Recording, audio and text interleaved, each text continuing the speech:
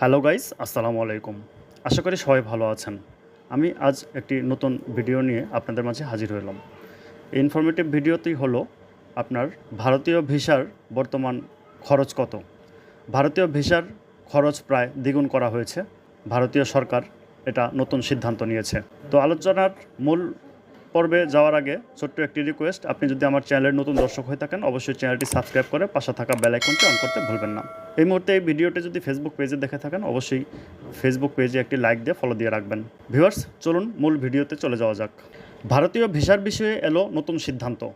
গত বছরের 5 আগস্ট আওয়ামী লীগ সরকারের পতনের পর থেকেই উদ্ভূত রাজনৈতিক পরিস্থিতিতে বাংলাদেশিদের জন্য ভিসা কার্যকর বন্ধ করে দিয়েছে ভারত সরকার। যদিও খুব সীমিত পরিসরে চিকিৎসা সেবা সহ কিছু জরুরি ক্ষেত্রে এখনও ভিসা দেওয়া হচ্ছে, তবে সেটা খুব নগণ্য।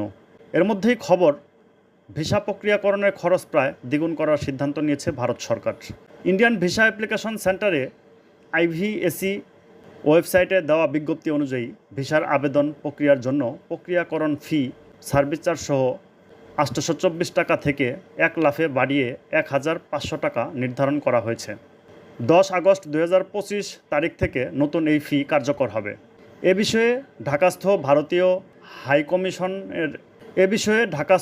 ভারতীয় হাইকমিশনের এক কর্মকর্তা সংবাদ মাধ্যমে জানান, বাংলাদেশি নাগরিকদের জন্য ভিসা ফি গ্যাটিস অর্থাৎ কোনো সরকারি ফি নেওয়া হয় না। শুধু সার্ভিস প্রদানকারী প্রতিষ্ঠান IVAC নিজ খরচে সেবা পরিচালনা করে। তাই খরচের সঙ্গে ব্যালেন্স করতে সংস্থাটি ভিসা প্রক্রিয়াকরণ ফি বাড়িয়েছে।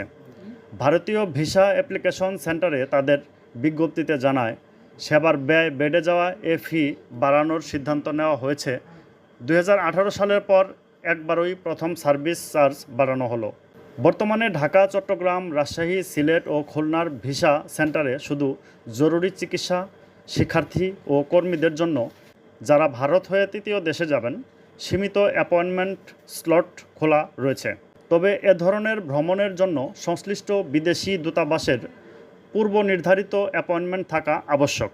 ভিউয়ার্স, এই ছিল আজকের ইনফরমেটিভ ভিডিওটি ভালো লাগলে অবশ্যই শেয়ার করে অন্যদের দেখার সুযোগ করে দিবেন।